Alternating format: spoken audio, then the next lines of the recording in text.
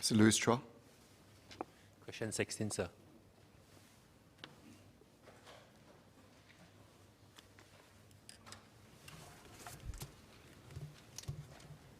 Singapore has incurred more than Sing dollars 270 million for the Kuala Lumpur Singapore High-Speed Rail or HSR project. Some of these costs, such as for consultancy services, design of infrastructure, and manpower to deliver the HSR project, are abortive costs if the HSR project does not proceed. To date, Singapore has already received about 15 million Sing dollars from Malaysia, arising from Malaysia's request to suspend the construction of the HSR project back in 2018 and up to May 2020. Subsequent to that, at the request of Malaysia, the HSR project was further suspended until 31st December 2020. Malaysia has now decided not to proceed with the HSR project. According to the terms of the parties' agreement, Malaysia is obliged to pay termination compensation to Singapore. This will include various abortive costs, but not land acquisition costs, since the value of the land can be recovered. The compensation amounts for the termination and schedule for payment are specified in our agreements. In addition, there is a small component of miscellaneous abortive costs for the suspension of the project requested by Malaysia that Singapore is currently verifying before we send to Malaysia. Due to Singapore's confidentiality obligations under the HSR bilateral agreement, we are unable to review the exact terms in relation to the compensation for the termination of the HSR project. We look forward to continue to build good relations and work closely with Malaysia to improve connectivity in other ways and in many other fields for the mutual benefit of the peoples of both countries. Mr. Louis Chua.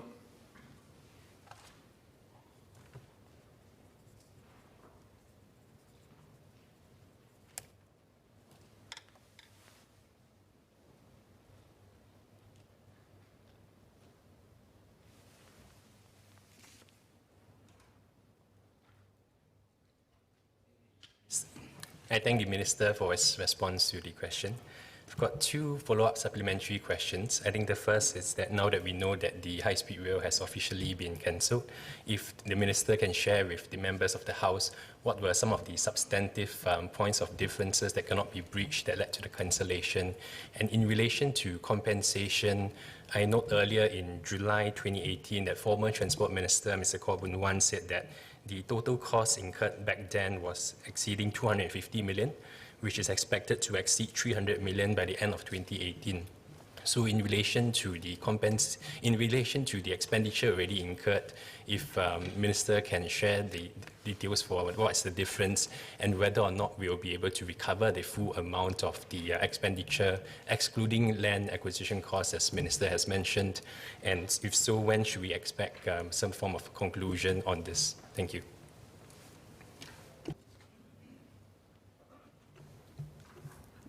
Let me answer the member's second question first. Then Minister Khaw Boon Wan did mention the figure of Sing dollars 250 million. He also mentioned that costs continue to be incurred and therefore it may reach 300 million or so. Today, our expenditure is roughly 270 million, less than what he has indicated earlier, because when the project was suspended and we agreed to the suspension, we wound down the contracts and we maintained activity at a low level, which is why we did not incur as much as it was indicated earlier. And so now the expenditure is slightly over or around $270 million. Will we be able to claim the full amount? The amount to be compensated, as I mentioned, and the schedule for payment, that's specified in the agreements. So there's a fixed amount specified in the agreements.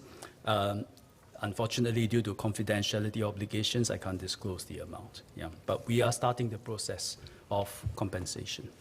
As for the first question, is an important one, the substantive point of difference. Let me go back a little bit.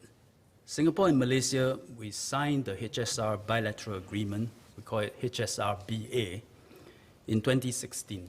And that's after 3 years of negotiations to implement the HSR project. And subsequently, both parties signed 2 supplementary agreements relating to the suspension of the construction of the HSR project. Both suspensions were at Malaysia's request. So the first supplementary agreement was signed in 2018 to suspend the construction of the HSR project. The second in 2020 extended the suspension period to 31st December 2020, with the explicit understanding that it would be the final extension. By then, it would have been extended 2.5 years. I will refer to the HSR bilateral agreement, subsequently amended by the supplementary agreements generically as HSR agreements, as a short form. So the HSR agreements are legally binding international agreements. Parties come to the table as equal, discuss the various terms, such as how to structure and implement the cross-border HSR project, and the rights and obligations placed on both parties. As members know, this process involves understanding each other's concerns, addressing them, striking compromises, and finding mutually acceptable common ground. Singapore was fully committed to carry out our obligations under the HSR-BA, but Malaysia felt that circumstances had changed, including due to COVID-19, and proposed several changes to the HSR project. Be clear about this, which is Singapore was not obligated to agree to any of such changes because we signed an agreement in 2016 already. But notwithstanding, we considered them in good faith. But we were unable to agree to one particularly significant change proposed by Malaysia. This involved the removal of the assets company, short form we call it Assets Co, which is the system supplier and network operator of the HSR service between Singapore and Kuala Lumpur. Let me explain why. As a HSR is a cross-border service, it must be a single train system operating between Singapore and KL and Malaysia.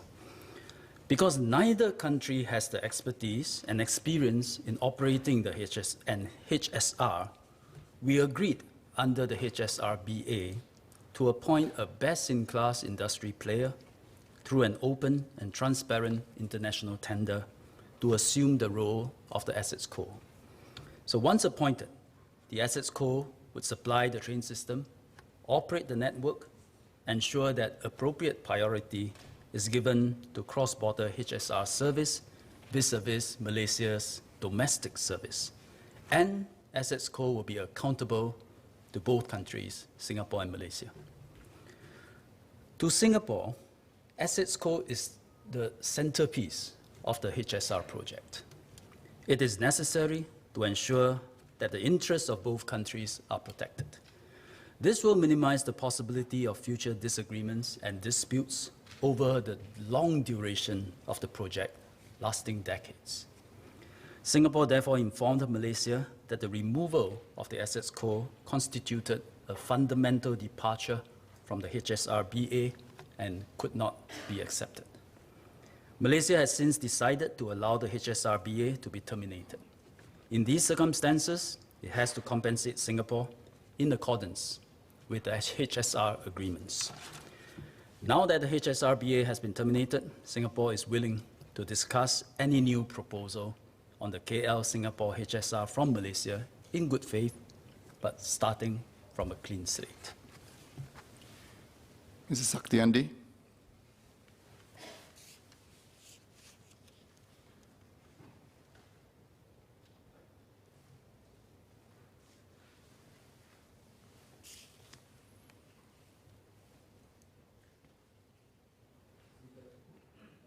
Minister, for the answer to Mr. Louis Char's question earlier.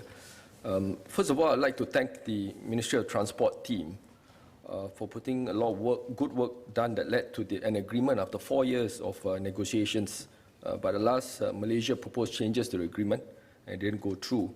But following up to Minister's answer just now, also for the sake of transparency, can Minister share why another extension of the bilateral agreement would not have been possible, and whether a further extension would have allowed some room for further discussions to be made to reach an agreement?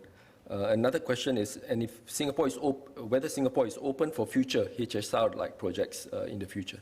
Thank you, Minister. Thank you. As I mentioned in my earlier clarifications, at the request of Malaysia, we suspended the project for 2 years, up to May 2020. And then there was another second request from Malaysia to extend it until 31st December 2020, another 6 months, which we were not obligated to agree, but we agreed to it. So there were 2 extensions at the Malaysians' request, and we agreed to it in good faith and in the spirit of good bilateral relations. But we cannot extend indefinitely, and so the second extension to 31st December 2020, both sides agree that it shall be the final extension, and it's part of the agreements. So I think there will have to be a finality to the suspension and the extension of the project. Having said that, there is a fundamental difference, which I explained earlier, with regard to the removal of the assets core. Whether we are open to future discussions, of course we are, but it should be on a clean slate after we settle the current HSRBA. Mr. Ong Ye Kung.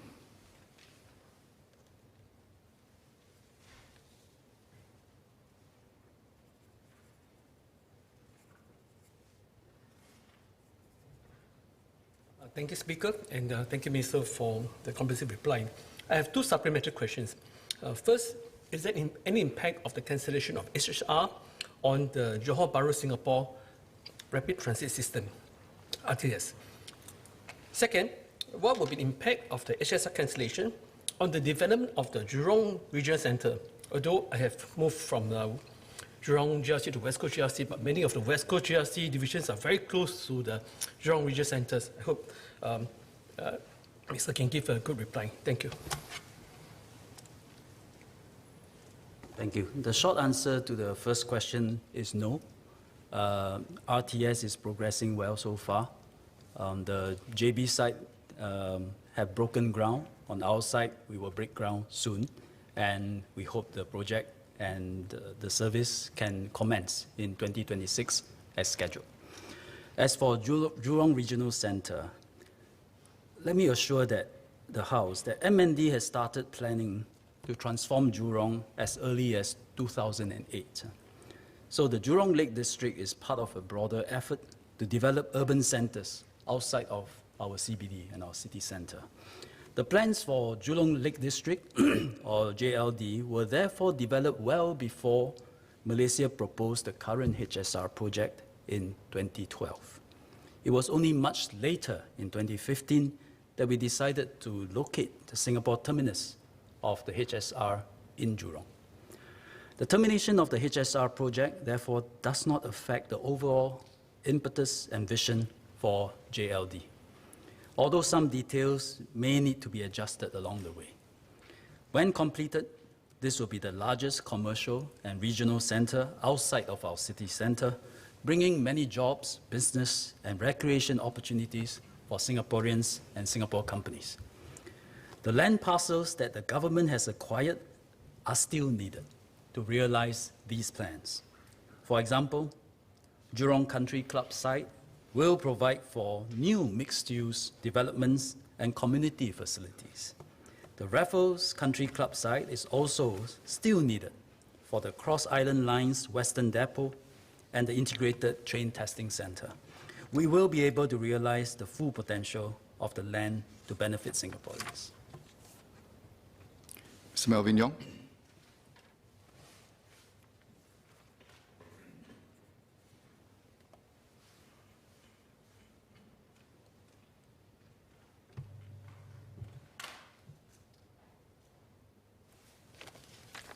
Thank you, Mr. Speaker. I thank the Minister for his reply. I have 2 supplementary questions.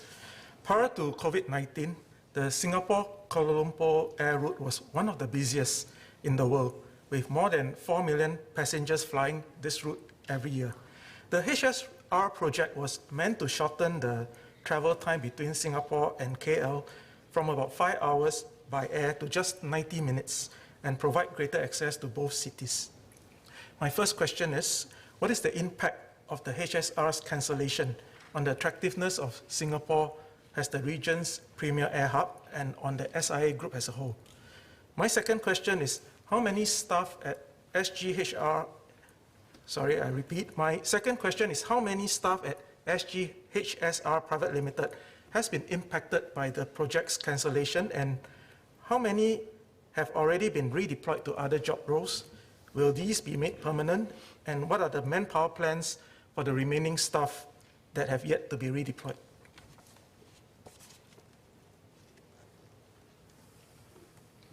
I think the members just now meant 5 hours by car, not 5 hours by air. Yeah, you mentioned by air. Yeah. And what is the impact of HSR termination by Malaysia on our aviation air hub? As I mentioned earlier, there are some reasons given for why the project was terminated, and the impact on air hub was sometimes cited in some media reports. But as mentioned, our main concern was the removal of the assets code. Having said that, Malaysia's new proposal to connect the HSR to Kuala Lumpur International Airport, or KLIA, means that HSR would share tracks with the express rail link to KLIA. The express rail link is an existing train system, not a HSR, runs at half the full speed of HSR. So should we have proceeded, there would have been many technical issues to resolve. But having said that, the main concern for us was the removal of the assets code. But since the member have asked about the impact on aviation, actually without the HSR, the Singapore-KL aviation route will continue to ferry and transport many passengers. In fact, closer to 5 million than the 4 million number stated by the member. But throughout this whole discussion, the status of our aviation hub, due to the HSR project, has not been the key consideration. We knew that this Singapore-KL air corridor is the most busiest in the world. 46 flights a day. 1 year, almost 5 million passengers. The number that is almost equivalent to Singapore's residential population. But it is precisely because of this heavy air traffic between Singapore and KL that we believe that the HSR project was viable, mutually beneficial, and strategic for the long term. And so Singapore, we will always assess the cost-benefit of such major infrastructural projects from a national and long-term perspective, and not just from the perspective of one company or one industry. As for the member's second question about manpower, 80 staff are affected. Out of the 80, 70 or so has been redeployed to LTA, and the other 10, we are looking at it, and we are confident we can redeploy all of them in LTA or within the larger transport ecosystem.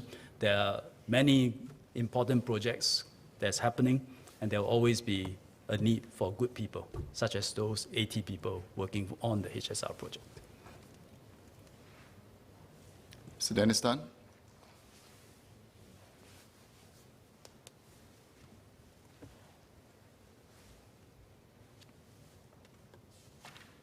Thank the Minister for the response so far. I just have one question. What is the reasoning behind the Malaysian government's reason for the change on their position on the asset code? Thank you. I thank the member for the question, but I really cannot speak for the Malaysian government.